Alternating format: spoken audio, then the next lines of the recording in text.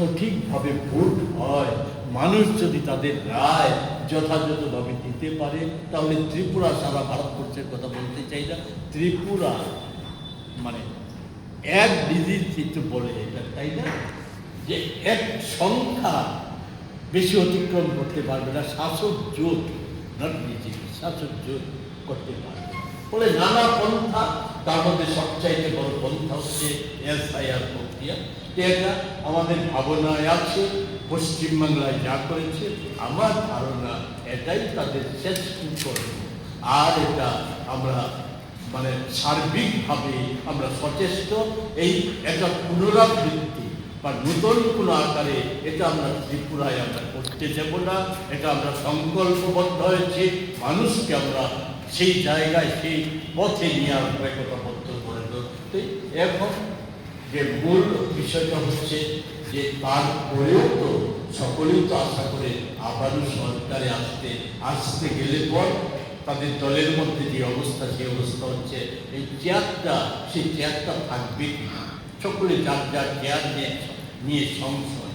তো চেয়ার রাখতে গেলে পরে, নমিনেশন পেতে গেলে পরে সবটাই নির্ভর করে, এটাও নির্ভর করে ভাড়ার ঠিকমতো পূর্ণ হচ্ছে কিনা।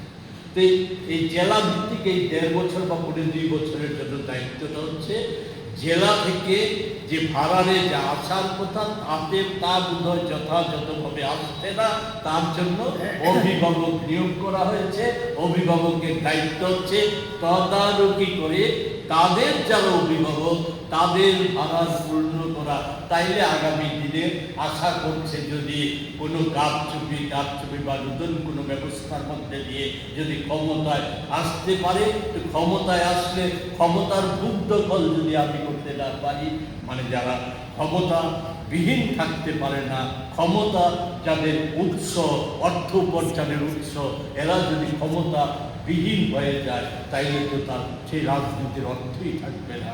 ফলে সেই জায়গায় এটা এই লক্ষ্যেই সে দায়িত্ব দেওয়া হয়েছে, এর পূরণে না হয় কি এমন কারণ যেটা তো আর এটা আপনার বোধগম্য হচ্ছে না।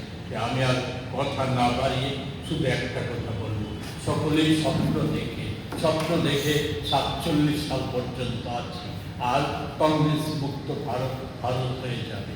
আমি ভগবান শ্রীকৃষ্ণের একটা উপমা প্রায়ই আমার মনে আসছে, এখন এটা আজকেও মনে আসছে, সেটা হচ্ছে এই ভগবান শ্রীকৃষ্ণ শিশুপাল এত বড় অপরাধী ছিল, শিশুপালকে তার পিসিকে বলেছিল, কথা দিয়েছে আমি শিশুপালের 100টা পর্যন্ত অপরাধ আমি ক্ষমা করতে রাজি আছি। কিন্তু এরপর কি হয়েছিল সেটা সকলেরই জানা, আমি আর সেটা বলতে চাই না। আর সনাতন ধর্মের একটা কথা বারবার সকলে উচ্চারণ করে আসে, সেটা হচ্ছে যেটা যে পাপের ঘোড়া পূর্ণ হলে পর পরিণতি কি হয়। এটা সনাতন ধর্মের একটা উল্লেখযোগ্য কথা। আমরা সকলেই সনাতন ধর্মী, আজকে সনাতন ধর্ম আক্রান্ত, ফলে পাপের ঘোড়া হয়তো পূর্ণ হয়ে গেছে, ফলে পরিণতি সকলেই মনে মনে হলেও টের পাচ্ছে। সেই জায়গায় আজকে হয়তো এই যে নতুন ব্যবস্থাটি, তো যাই হোক, এসব দিয়ে আটকানো যাবে না।